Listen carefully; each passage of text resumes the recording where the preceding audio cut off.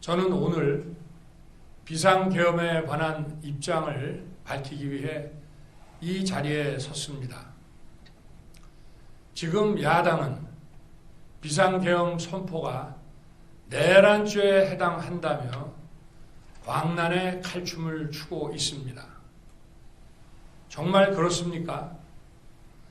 과연 지금 대한민국에서 국정마비와 국헌문란을 벌이고 있는 세력이 누구입니까?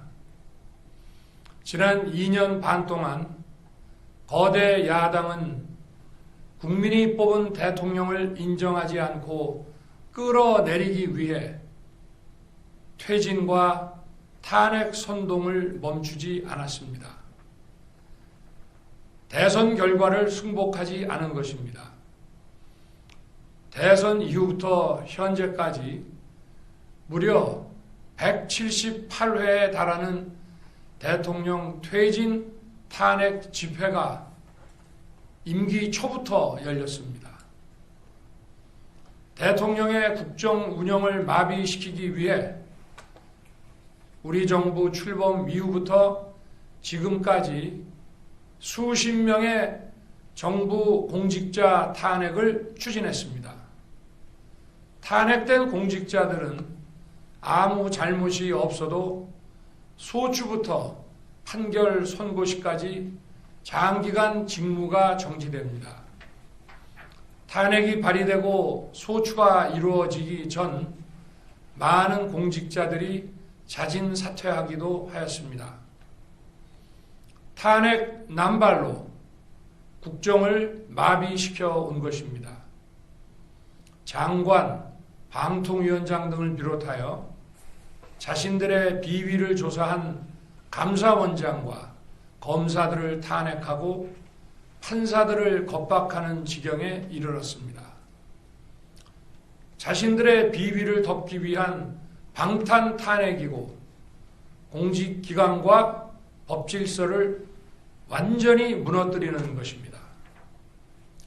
뿐만 아니라 위헌적 특검 법안을 27번이나 발의하면서 정치 선동 공세를 가해왔습니다.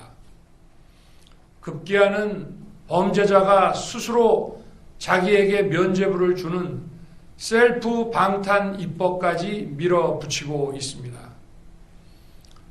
거대 야당이 지배하는 국회가 자유민주주의의 기반이 아니라 자유민주주의 헌정 질서를 파괴하는 괴물이 된 것입니다.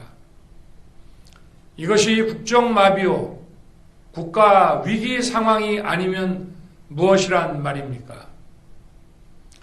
이것뿐만이 아닙니다. 지금 거대 야당은 국가 안보와 사회 안전까지 위협하고 있습니다.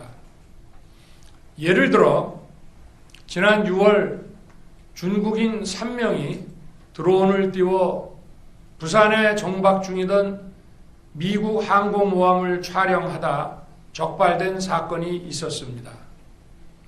이들의 스마트폰과 노트북에서는 최소 2년 이상 한국의 군사시설들을 촬영한 사진들이 발견됐습니다.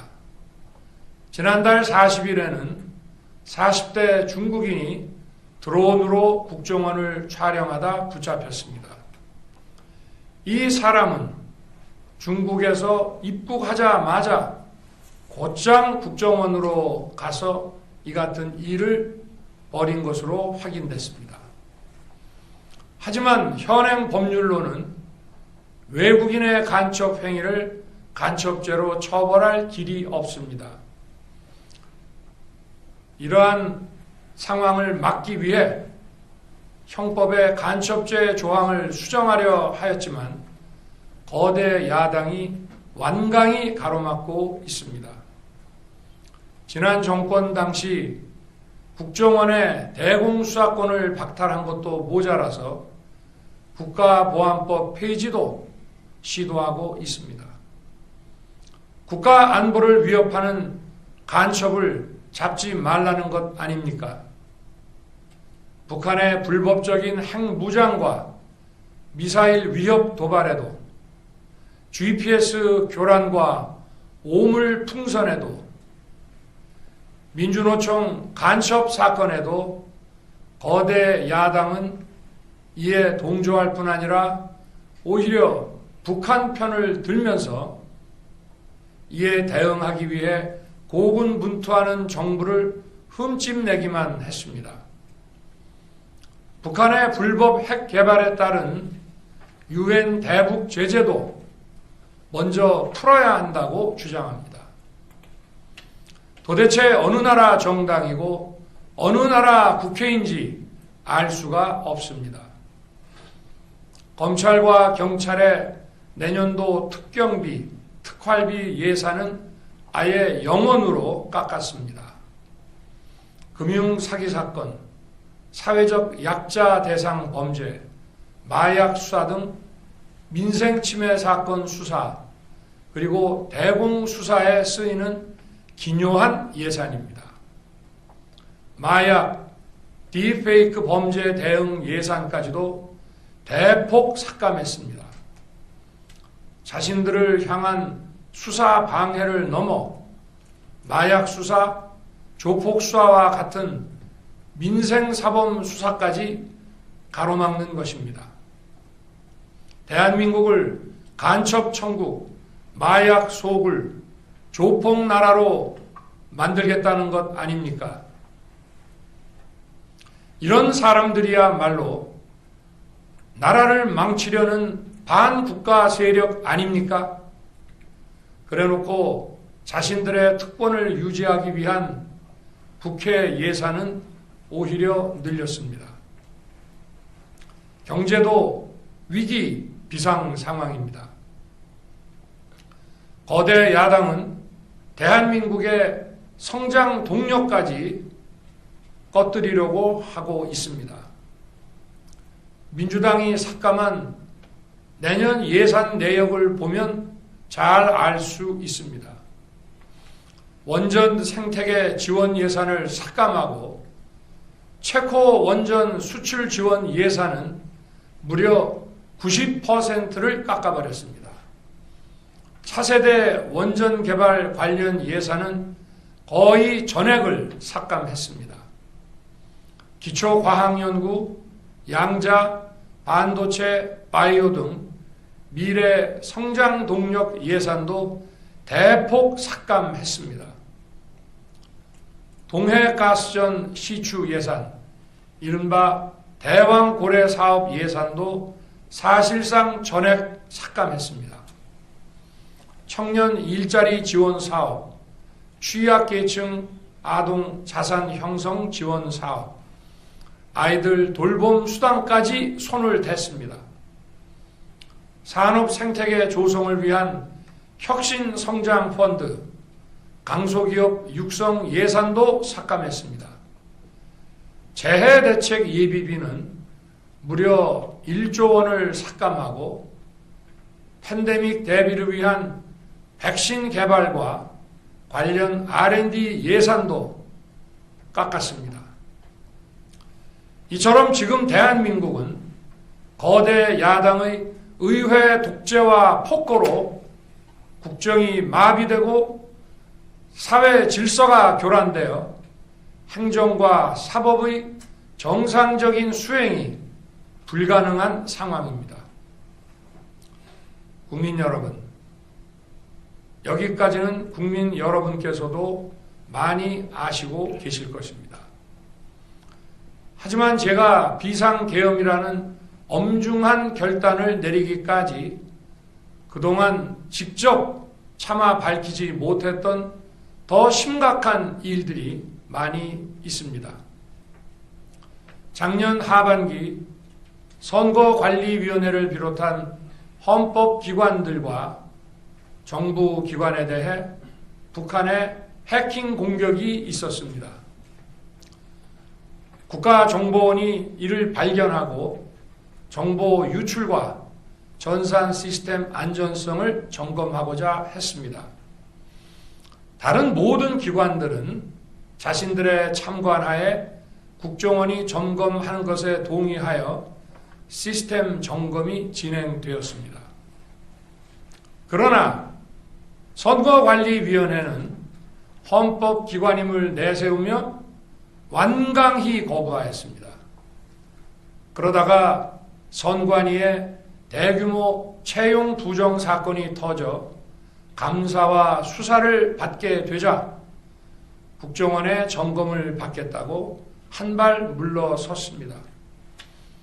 그렇지만 전체 시스템 장비의 아주 일부분만 점검에 응하였고 나머지는 불응했습니다. 시스템 장비 일부분만 점검했지만 상황은 심각했습니다. 국정원 직원이 해커로서 해킹을 시도하자 얼마든지 데이터 조작이 가능하였고 방화벽도 사실상 없는 것이나 마찬가지였습니다. 비밀번호도 아주 단순하여 1, 2, 3, 4, 5 같은 식이었습니다. 시스템 보안관리 회사도 아주 작은 규모의 전문성이 매우 부족한 회사였습니다. 저는 당시 대통령으로서 국정원의 보고를 받고 충격에 빠졌습니다. 민주주의의 핵심인 선거를 관리하는 전산 시스템이 이렇게 엉터리인데 어떻게 국민들이 선거 결과를 신뢰할 수 있겠습니까? 선관위도 국정원의 보안 점검 과정에 입회하여 지켜보았지만 자신들이 직접 데이터를 조작한 일이 없다는 변명만 되풀이할 뿐이었습니다. 선관위는 헌법기관이고 사법부 관계자들이 위원으로 있어 영장에 의한 압수수색이나 강제 수사가 사실상 불가능합니다. 스스로 협조하지 않으면 진상규명이 불가능합니다. 지난 24년 4월 총선을 앞두고도 문제 있는 부분에 대한 개선을 요구했지만 제대로 개선되었는지는 알 수 없습니다. 그래서 저는 이번에 국방장관에게 선관위 전산 시스템을 점검하도록 지시한 것입니다. 최근 거대 야당 민주당이 자신들의 비리를 수사하고 감사하는 서울중앙지검장과 검사들, 헌법기관인 감사원장을 탄핵하겠다고 하였을 때 저는 이제 더 이상은 그냥 지켜볼 수만 없다고 판단했습니다. 뭐라도 해야 되겠다고 생각했습니다. 이들은 이제 곧 사법부에도 탄핵의 칼을 들이댈 것이 분명했습니다. 저는 비상계엄령 발동을 생각하게 되었습니다. 거대 야당이 헌법상 권한을 남용하여 위헌적 조치들을 계속 반복했지만 저는 헌법의 틀 내에서 대통령의 권한을 행사하기로 했습니다. 현재의 망국정 국정마비 상황을 사회 교란으로 인한 행정사법의 국가기능 붕괴 상태로 판단하여 계엄령을 발동하되 그 목적은 국민들에게 거대 야당의 반국가적 폐악을 알려 이를 멈추도록 경고하는 것이었습니다.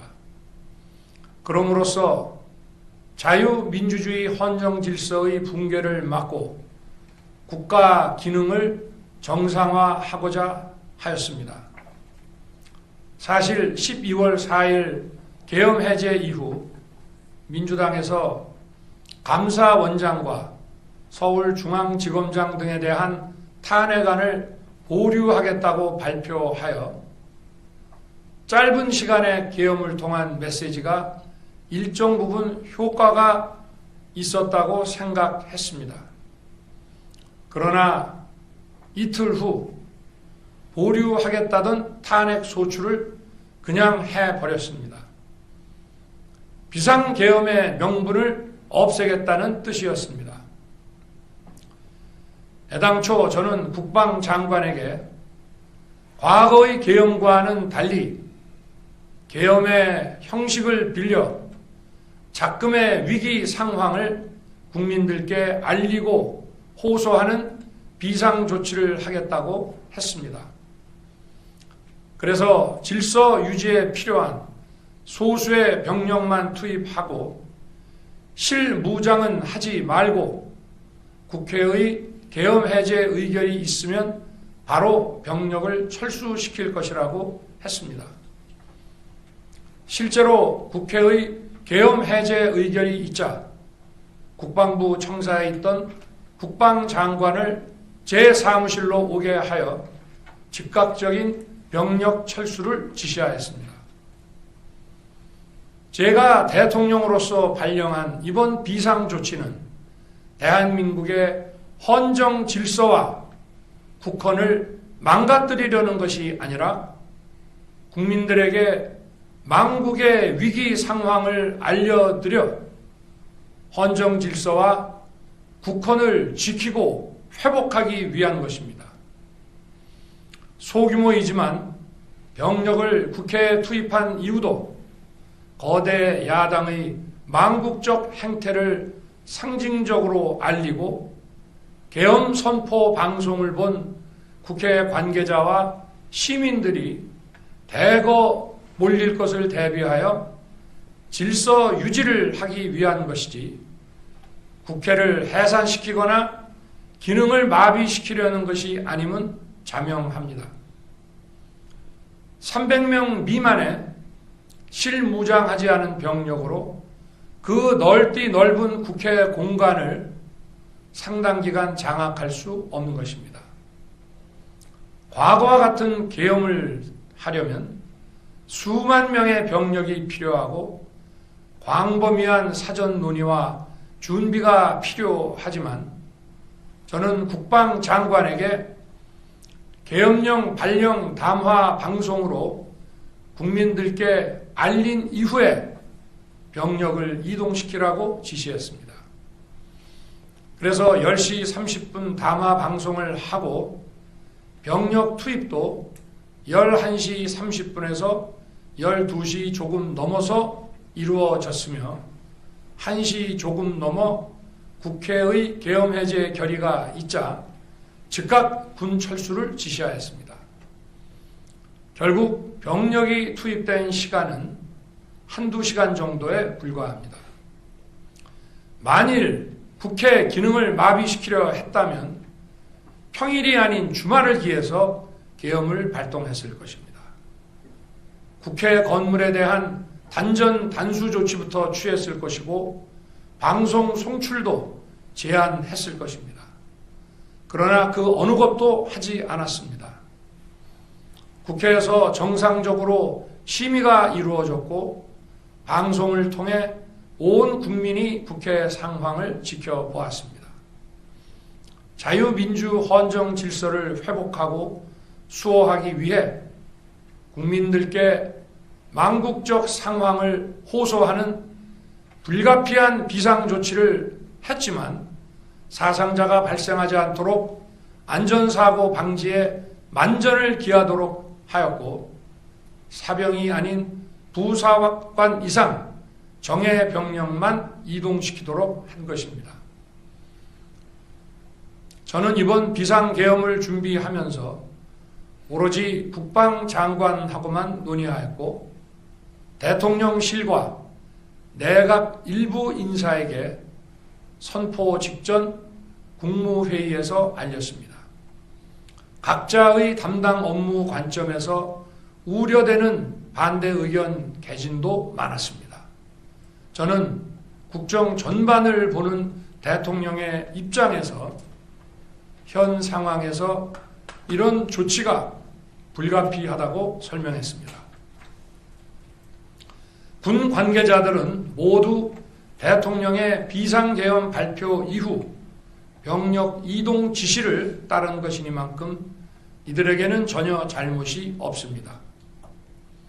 그리고 분명히 말씀드리지만 저는 국회 관계자의 국회 출입을 막지 않도록 하였고, 그래서 국회의원과 엄청나게 많은 인파가 국회 마당과 본관, 본회의장으로 들어갔고 계엄해제 안건 심의도 진행된 것입니다. 그런데도 어떻게든 내란죄를 만들어 대통령을 끌어내리기 위해 수많은 허위 선동을 만들어내고 있습니다. 도대체 2시간짜리 내란이라는 것이 있습니까? 질서 유지를 위해 소수의 병력을 잠시 투입한 것이 폭동이란 말입니까? 거대 야당이 거짓 선동으로 탄핵을 서두르는 이유가 무엇이겠습니까? 단 하나입니다. 거대 야당 대표의 유죄 선고가 임박하자 대통령의 탄핵을 통해 이를 회피하고 조기 대선을 치르려는 것입니다. 국가 시스템을 무너뜨려서라도 자신의 범죄를 덮고 국정을 장악하려는 것입니다. 이야말로 국헌문란 행위 아닙니까? 저를 탄핵하든 수사하든 저는 이에 당당히 맞설 것입니다.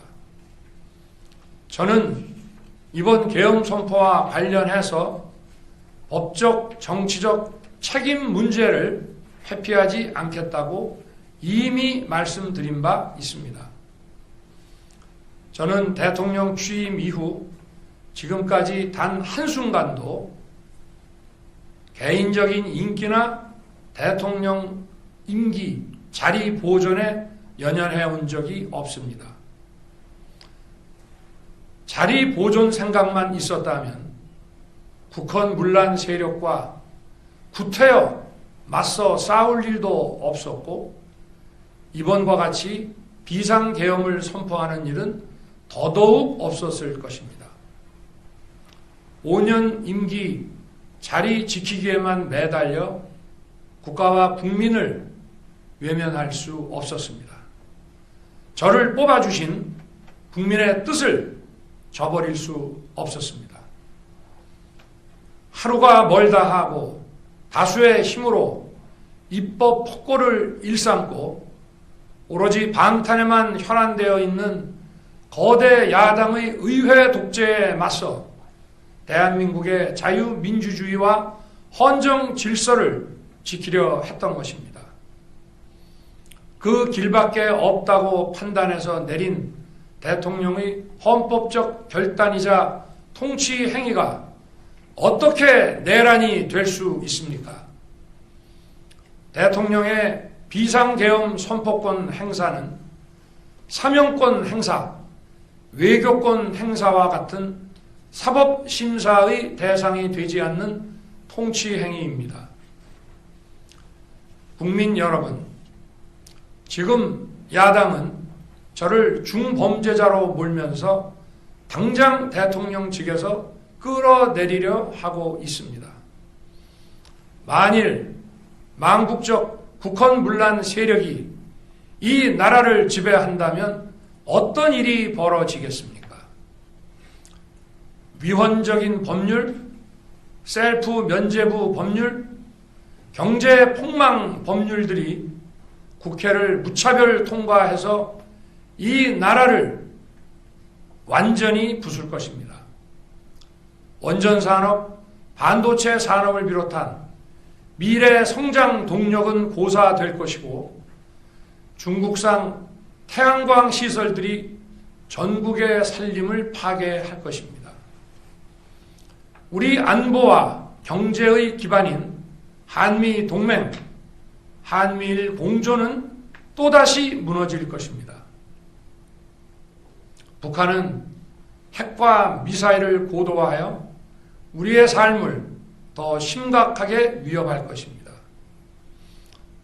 그러면 이 나라 대한민국의 미래가 어떻게 되겠습니까? 간첩이 활개치고 마약이 미래 세대를 망가뜨리고 조폭이 설치는 그런 나라가 되지 않겠습니까? 지금껏 국정 마비와 국헌 문란을 주도한 세력과 범죄자 집단이 국정을 장악하고 대한민국의 미래를 위협하는 일만큼은 어떤 일이 있어도 막아야 합니다. 저는 끝까지 싸울 것입니다. 국민 여러분, 국정 마비의 망국적 비상 상황에서 나라를 지키기 위해 국정을 정상화하기 위해 대통령의 법적 권한으로 행사한 비상계엄 조치는 대통령의 고도의 정치적 판단이고 오로지 국회의 해제 요구만으로 통제할 수 있는 것입니다. 이것이 사법부의 판례와 헌법학계의 다수 의견임을 많은 분들이 알고 있습니다. 저는 국회 해제 요구를 즉각 수용했습니다. 계엄 발령 요건에 관해 다른 생각을 가지고 계신 분들도 있습니다만 나라를 살리려는 비상 조치를 나라를 망치려는 내란 행위로 보는 것은 여러 헌법학자와 법률가들이 지적하는 바와 같이 우리 헌법과 법 체계를 심각한 위험에 빠뜨리는 것입니다. 저는 묻고 싶습니다. 지금 여기저기서 광란에 칼춤을 추는 사람들은 나라가 이 상태에 오기까지 어디서 도대체 무엇을 했습니까? 대한민국의 상황이 위태롭고 위기에 놓여 있다는 생각도 전혀 하지 않았다는 말입니까? 공직자들에게 당부합니다. 엄중한 안보 상황과 글로벌 경제 위기에서 국민의 안전과 민생을 지키는 일에 흔들림 없이 매진해 주시기 바랍니다. 국민 여러분, 지난 2년 반 저는 오로지 국민만 바라보며 자유민주주의를 지키고 재건하기 위해 불의와 부정, 민주주의를 가장한 폭거에 맞서 싸웠습니다. 피와 땀으로 지켜온 대한민국, 우리의 자유민주주의를 지키는 길에 모두 하나가 되어주시길 간곡한 마음으로 호소드립니다. 저는 마지막 순간까지 국민 여러분과 함께 싸우겠습니다. 짧은 시간이지만 이번 계엄으로 놀라고 불안하셨을 국민 여러분께 다시 한번 사과드립니다. 국민 여러분에 대한 저의 뜨거운 충정만큼은 믿어주십시오. 감사합니다.